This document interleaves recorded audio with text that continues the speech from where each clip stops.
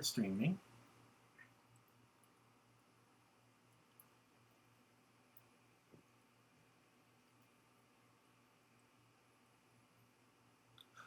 There we are on there. All right, and ready to go into the scene? Yeah. In 5, 4.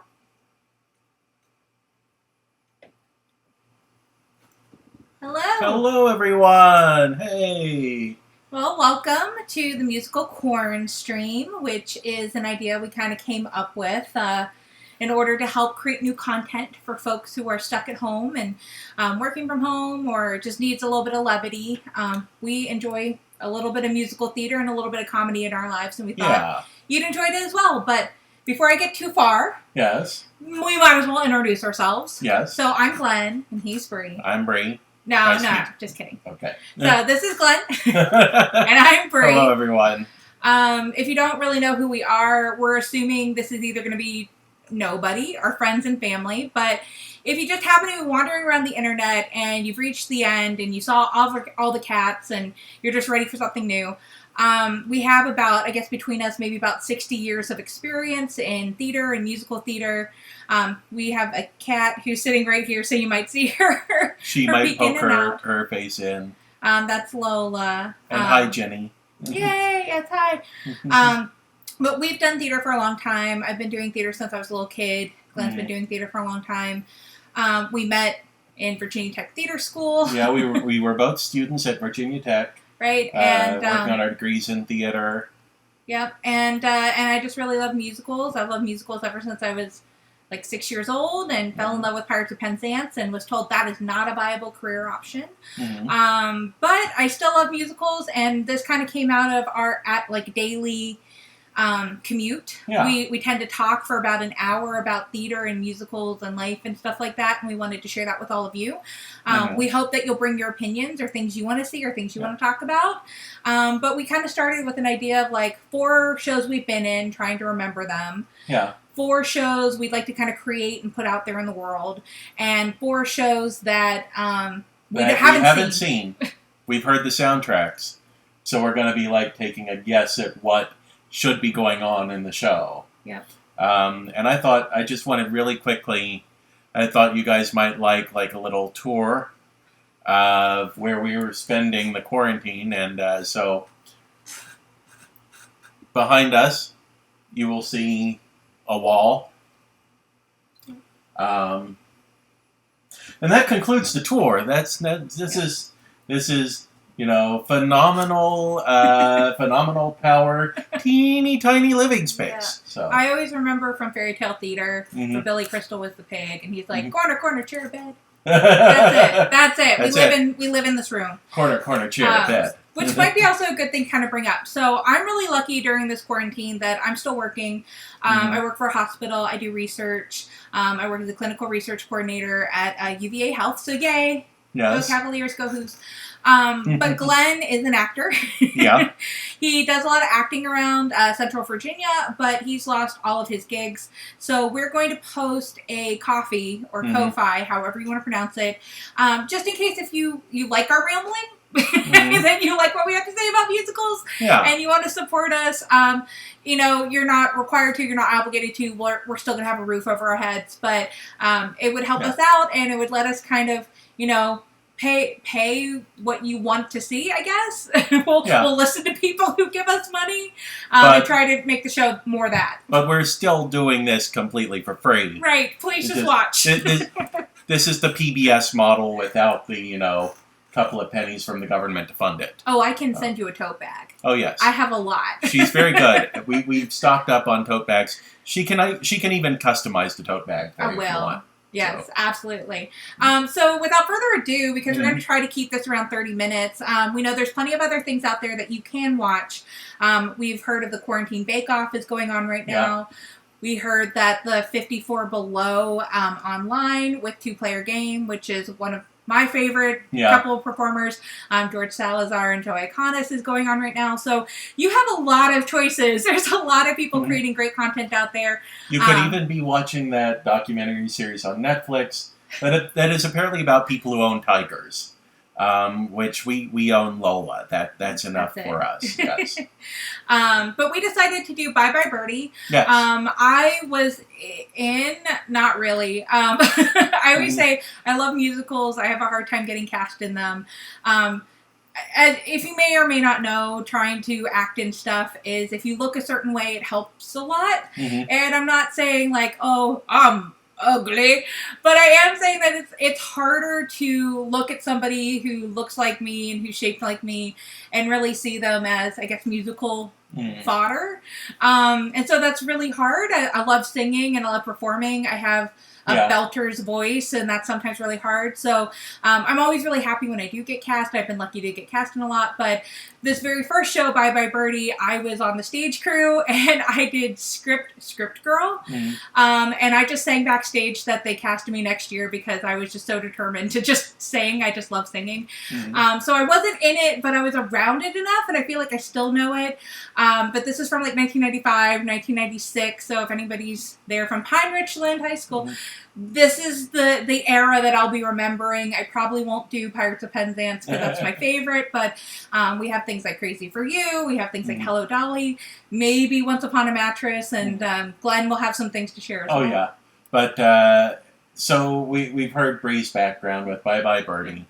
I was always kind of fortunate when it came to musicals that I have always, since I was a teenager, had the look that they're like, you're the dad. You go, you play the dad in this You're musical. a boy? Yeah, so, like 18 years old, it's like, you're the dad. Yeah. Like, okay, sure, whatever. Yeah. But my background with Bye Bye Birdie is, unlike Bri, I've never been in Bye Bye Birdie. I have never seen Bye Bye Birdie on the stage. I have only seen the film version of Bye Bye Birdie, and I think the last time I saw it, I was probably about 16 or something like that.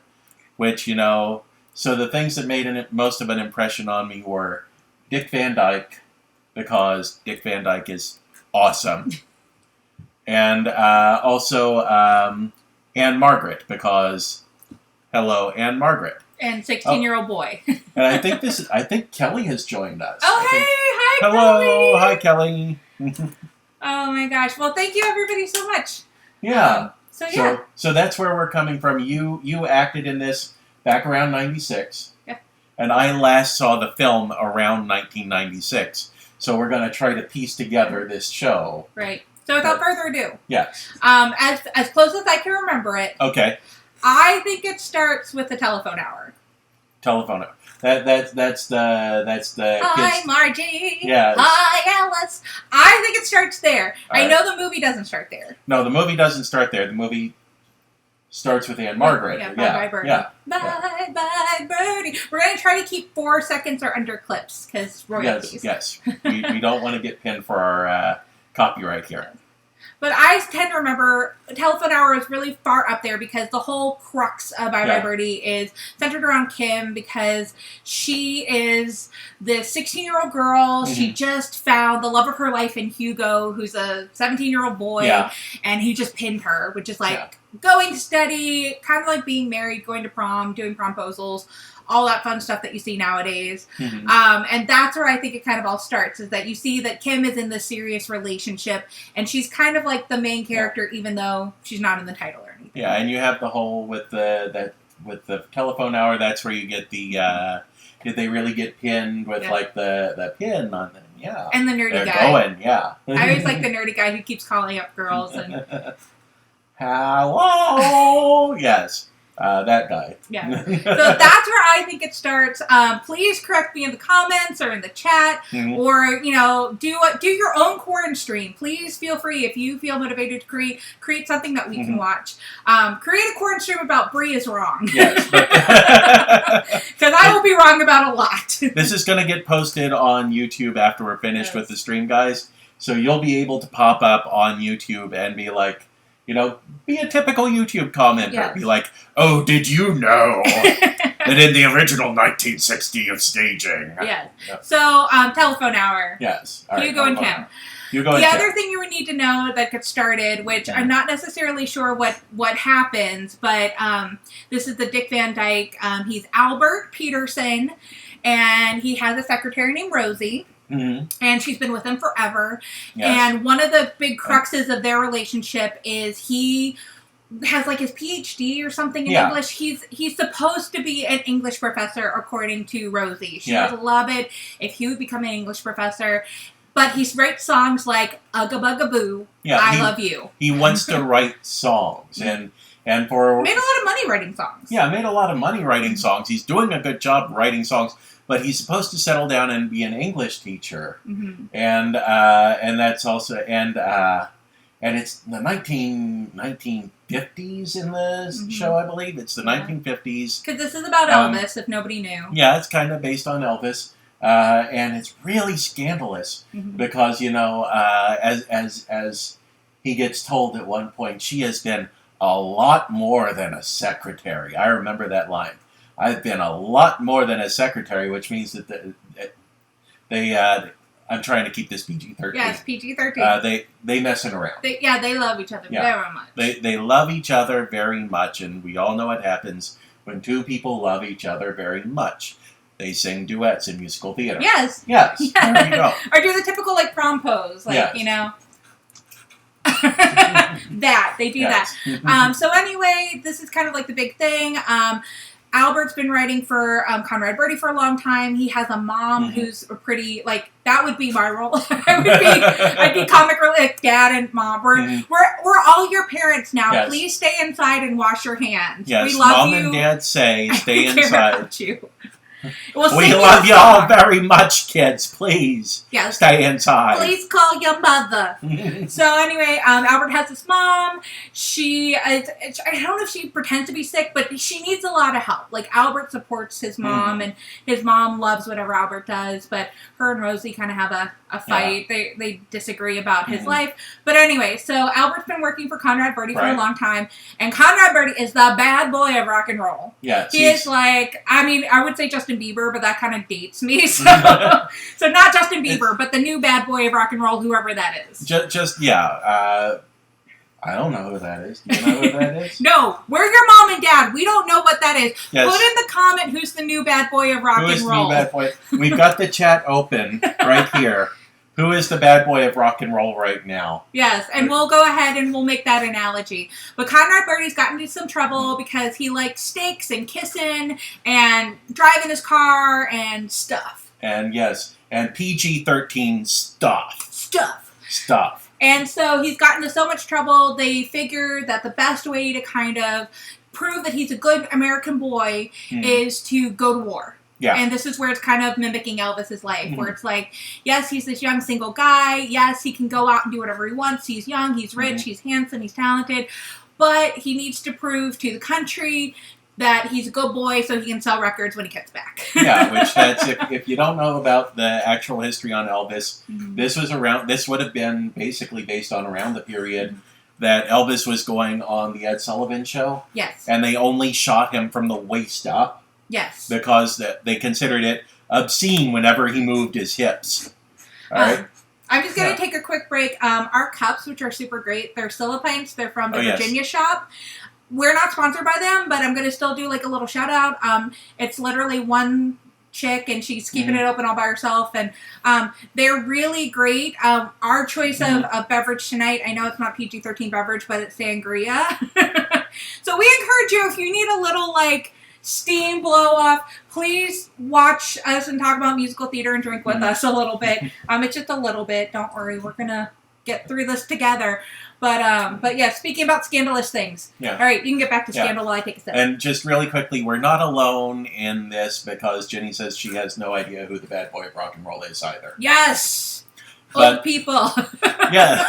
So it was really scandalous. They shot him from the waist up because every time he moved his hips, it was considered obscene. And his big hit was Hound Dog. He appeared on another show, and they had him sing it to a literal basset hound sitting on a table who just looked like, I have no clue why you're making this guy sing at me. So anyway, that's Conrad Birdie. If you lived through that, or if you've been watching some of these old YouTube clips or whatever, you kind of know the whole thing. And in fact, the whole story of Conrad Birdie is he's going to have this goodbye, farewell kiss with one of his young fans. It's going to be totally, again, PG-13. Yeah. And it's going to be on the Ed Sullivan Show. This is like one of the few musicals where it's like Annie or something like that, where there's a real person. FDR is here. Real history in it, not FDR for this one. Right. But Ed Sullivan is actually in this show. It's not a character based on Ed Sullivan. Still a character based on Elvis. They didn't use Elvis, but they used Ed Sullivan. Yes. And Ed Sullivan, on the off chance that you joined us from a Fortnite stream, Ed Sullivan... I have a really good show. That's all I know. Really big show tonight. And we know this because we were like right there at the end of the 70s, beginning of the 80s, and that's when they're still doing like roast. Oh, here comes Lola. Yes. Hi, Lola. Hi, Lola. I was like, everybody drink every single time Lola gets in the frame and steals focus. Lola, drink. But we know Ed Sullivan because we have boomer parents who we watched a lot of stuff. You know, that's kind of... And we lived through all the PBS documentaries about how awesome he was. And he basically was Mr. Television. Right. Like, that was the big thing. It's like if you got on Ed Sullivan, you were like, bona fide, you made it. Yes. Milton Berle called himself Mr. Television. Ed Sullivan was Mr. Television. Like, everybody was tuning into Ed Sullivan's show. Yes. All right, so the Ed Sullivan Show, that's where Conrad Birdie is going to do the big final kiss before he goes into the military. So now, after that whole big ramble, this is where Kim comes in. Because Kim has won the contest that she is going to be Conrad Birdie's final kiss. Which, of course, makes you go very, very upset. And upsets her family. She has a mom and a dad and a younger brother, which all show up in this as well. But it's like, it's a big deal for her. She's super excited. But everybody else is kind of nervous. Hugo's nervous that Conrad Birdie will kiss better than him. And she won't want to be with him. Her parents are nervous because they're going to get to meet Ed Sullivan. And then the kind of the big thing that we promise we won't sing too much because it's really annoying. But the big thing is there's this big congregation in the town hall when Conrad Birdie and Rose and Albert and everybody show up. And it's the... I don't even want to sing it because it's annoying. I'm going to let Glenn sing it. We hate you, Conrad. Or if you're a girl, we love you, Conrad. The boys are we hate you, Conrad. The girls are we love you, Conrad. And it all comes together in a big mishmash of noise and annoyance. And it's like, if you do see the show, I think it's like repeated 4 times. I think it's like almost every single time there's like a moment that's not having something happen. It's a we love you, Conrad. Yes. But now the thing about her getting to go on the Ed Sullivan Show, kiss Conrad Birdie. As you said, her boyfriend's very upset because what if Conrad's a better kisser than him? You know, typical teenage concerns about your girlfriend kissing the hottest rock star in the world. And her parents aren't too cool on the idea either. They don't like the idea. Because she's 16. Why is she kissing like a 38-year-old? She's 16 and she's kissing this guy on national television. And it's the 50s. It's why would you do that to us? Why? But then it turns out it's Ed Sullivan. And you get the big like musical number of like ding. Yes, and I do like that. Sullivan. We're gonna be on Ed Sullivan. I do like that one. Yeah, where the parents basically are like, we really hate what's going to happen with our daughter here, but we get to be on Sullivan, so you know. So hey, we're in. And so Rose is now kind of getting this feel for domestic life. She's staying with the Kim's family. And she's like, oh, Albert, we could do this. And I'll be honest, when I was trying to remember this earlier in the week, I kept thinking of How to Succeed songs. And if you know, if they were written by the same person, I just kept thinking of things like Happy to Keep His Dinner Warm. And I was thinking of stuff like, oh, I Believe in You. And I'm like, that's not this show. No. It's a completely different show. But are they written by the same person? I don't know. As much as I love musicals, I don't know. If you do know, put it in the comments. Tell me I'm wrong. Yes, put it into our chat or in our comments because she did not share this insight with me in advance.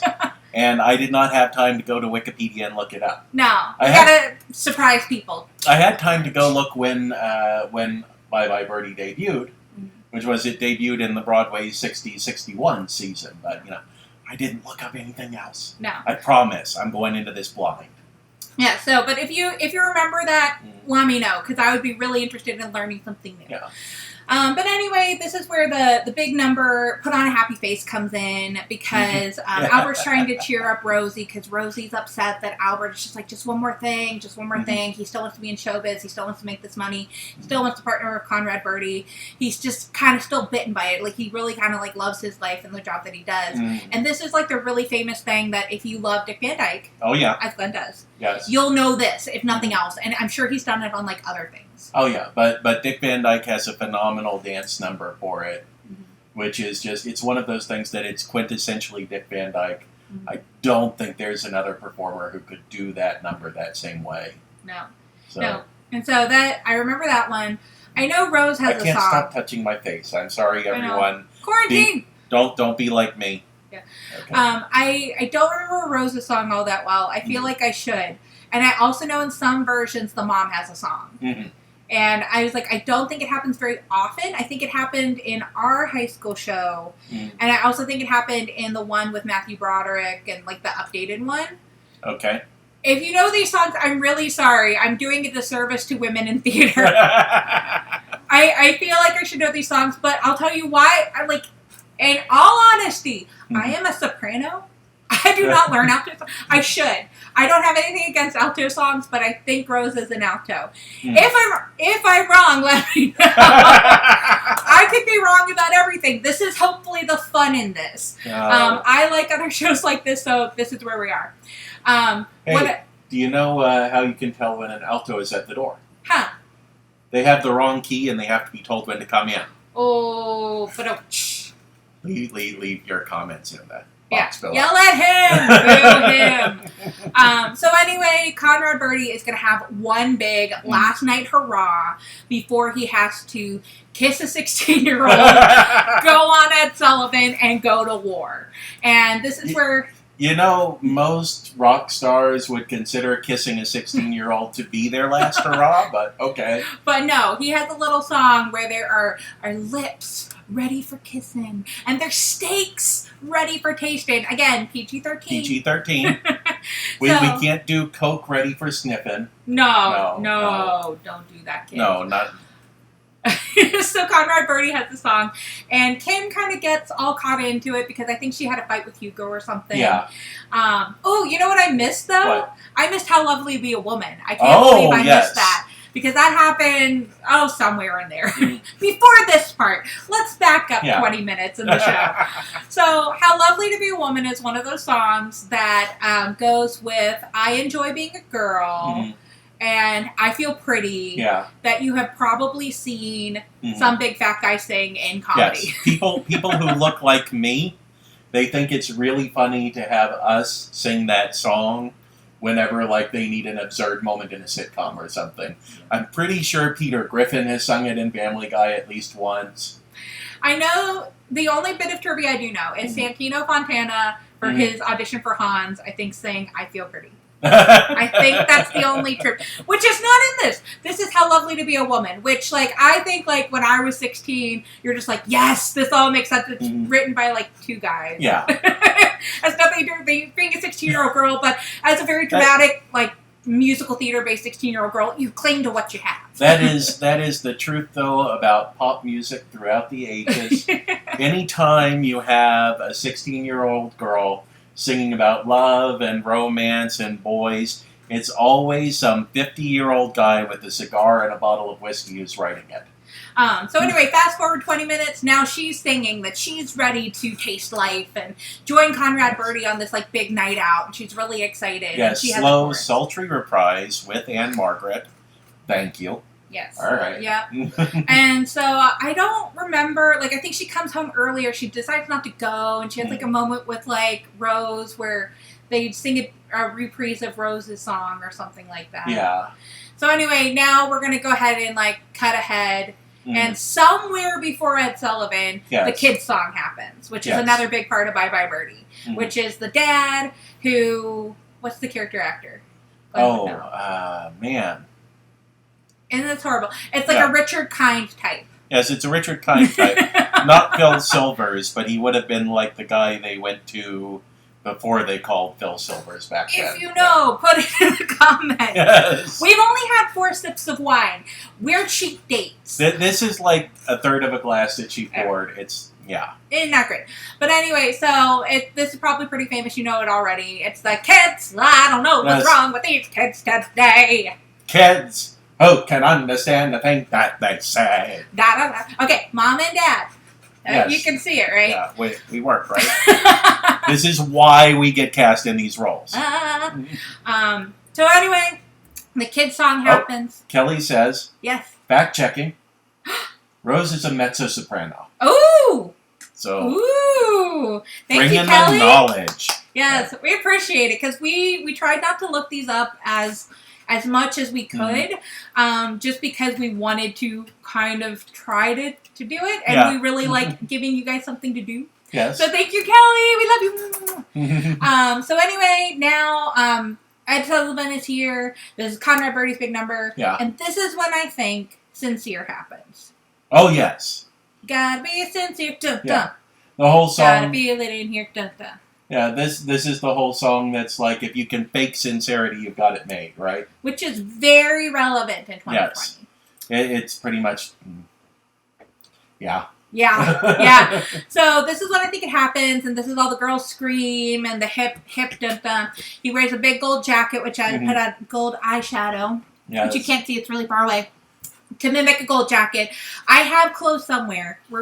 We weren't supposed to live in this place for a very long time, but we still haven't unpacked, and so we're doing the best we can. Yes, we're anyway, trying our best. Trying our best. So Conrad Birdie in a big gold jacket, hips a swinging, sings sincere. All the girls scream. Some 16-year-old kid comes out and plays Ed Sullivan, and then Kim has her goodbye kiss. Yes. Oh, and I just want to point out, because I grew up as an Elvis fan, you know. Boomer parents played me a lot of Elvis, and I became an Elvis fan.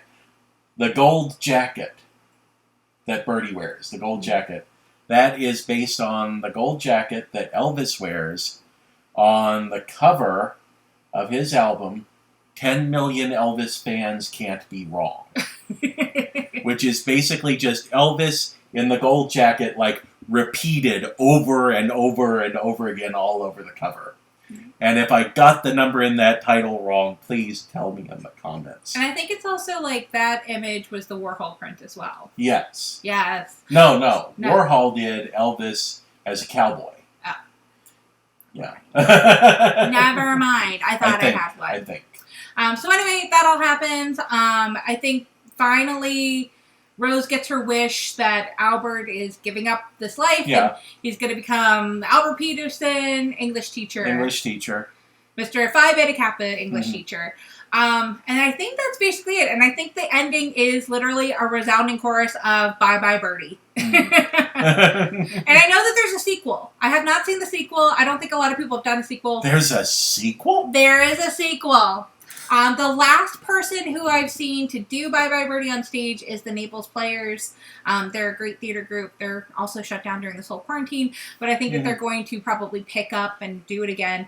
It's really fun. I think, like, as far as, like, high schoolers doing it, like we did, I mean, I think it's pretty typical high school fodder. I think that, essentially that's, you know, kind of ideal. You get to deal with teenage issues that are having, like, struggles. You get to deal with things that are relatable. Like, you know, we all have our favorite rock and roll star. And you don't have to cut the lyrics as much as you do with Grease. Yes. I apologize for how Lolo looks. Like, we swear we're nice people. She's just really hard to groom, so we do it in bits. So if you noticed our cat's looking ratty, we're really sorry. Yes. She's fine.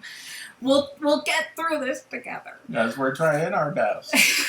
Lola's trying her best. Yes. But that's basically it. That's Bye Bye Birdie as best as we can remember. Jenny says the title of the album is 50 Million Elvis Fans Can't Be Wrong. We're very wrong at this. She remembers that cover. Her dad had it. So, that's awesome. Yes. Thank you. Thank you so much for the live fact checking. It's yes. what we were hoping for. Yes, this is fantastic. We're going to do this again Saturday at 2. If we can't think of a better one, the next one I'm going to probably think of is Crazy for You. That's what I did in my junior year. Oh, man. Crazy for You. I'm trying to think if I know that one. I really like it. I was like, we'll do that. We also have Hello Dolly, which we've run through before. We might do that next Wednesday. Have you ever seen Me and My Girl? I have seen Me and My Girl. Me and My Girl might be a good one to do. It's very similar to, to Crazy for You. Maybe we'll mush it up. Yeah. So we've hit our 30-minute mark, which was kind of like our goal. We wanted to do this as like kind of an average 22-minute type of show. Because you got other things to do. You have pets, you have kids, you have lives. But hopefully you liked it. We'll go ahead and post this on YouTube. Oh, here is my dad popping into the chat. Hi, Dad. Hi. And he says the actor we're trying to think of. Yes. Who played the dad? Yes. Paul Lynde.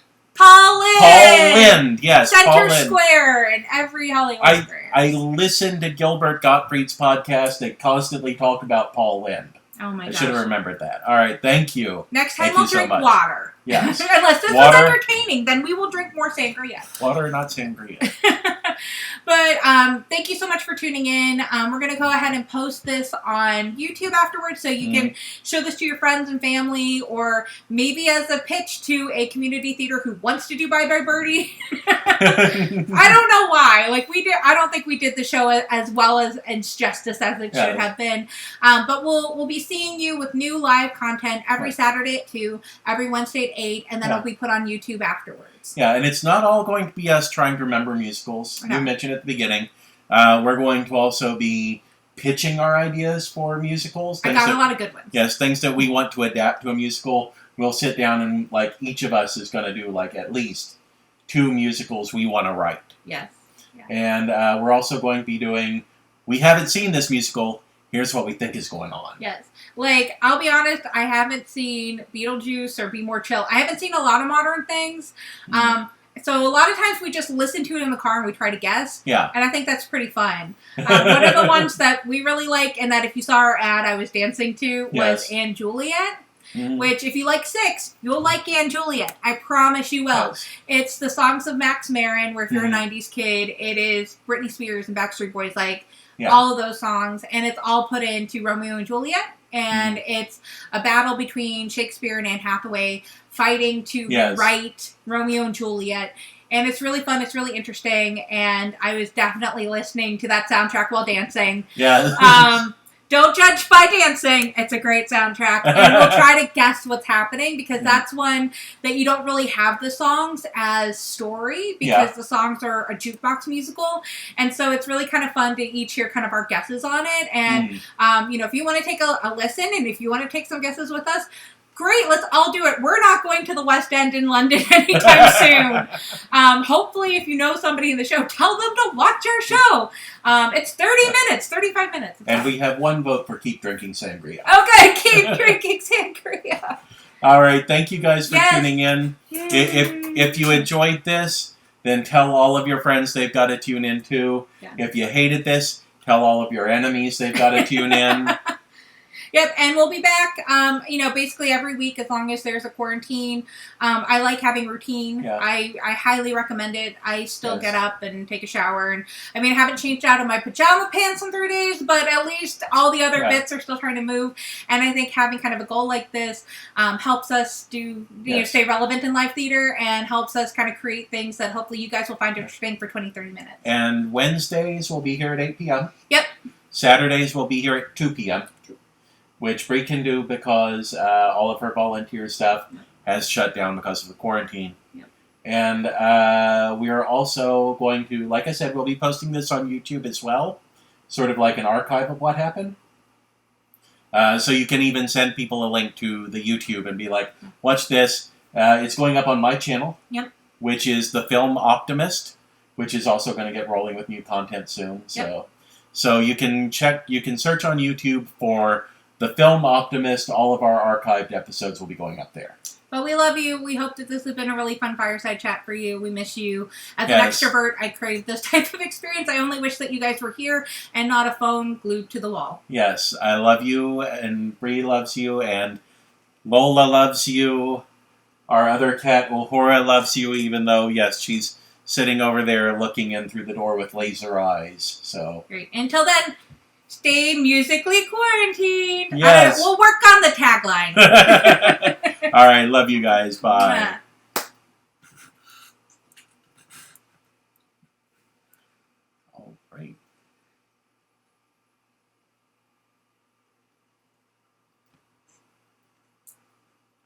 There we go. Let's see now.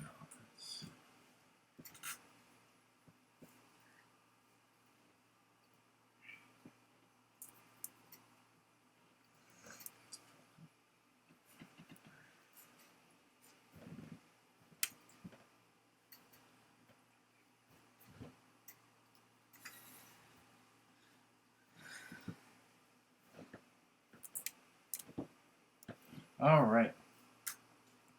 And now we're off